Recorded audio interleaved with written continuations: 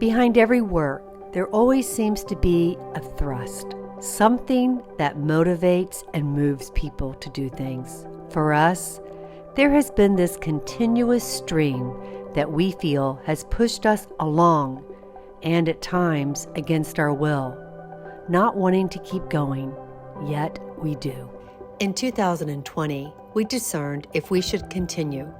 We reached out to those within the Catholic and Orthodox churches, and they all said, continue.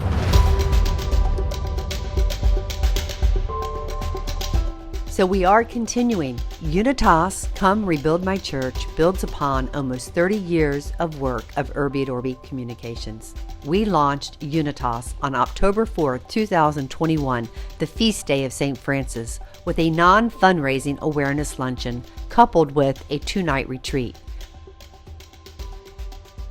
We began each day with Mass. We had a spiritual reflection on the Shroud of Turin and the Holy Easter Fire, a visit to a Catholic winery, and a special visit to Christ the King Chapel, a new church being built and dedicated to the Kingship of Christ on the campus of Christendom College. Our tour was led by the president of the college, Dr. Tim O'Donnell. Each evening, we came together for engaging conversation where we discussed the encounters of the day and our new work, Unitas. This 2-night retreat for the launch of Unitas, Come Rebuild My Church, was set in the beautiful Shenandoah Valley. Dear members of the Unitas Conference, as we live in a world plunging into darkness and in a church in crisis, where so many people live as if God did not exist. For as we look at Francis' life, and we know it so well as it is so dramatic and fascinating, we discover the essential thrust of all his efforts and desires exactly in love as response to the call of Christ to rebuild his church. And this is precisely our desire and hope, to rebuild his church. How do we do this? We begin with the foundation, unity of each soul with God, with our Unitas centers, key focal points of faith in the United States, Rome, Assisi, Budapest, Moscow, and Istanbul.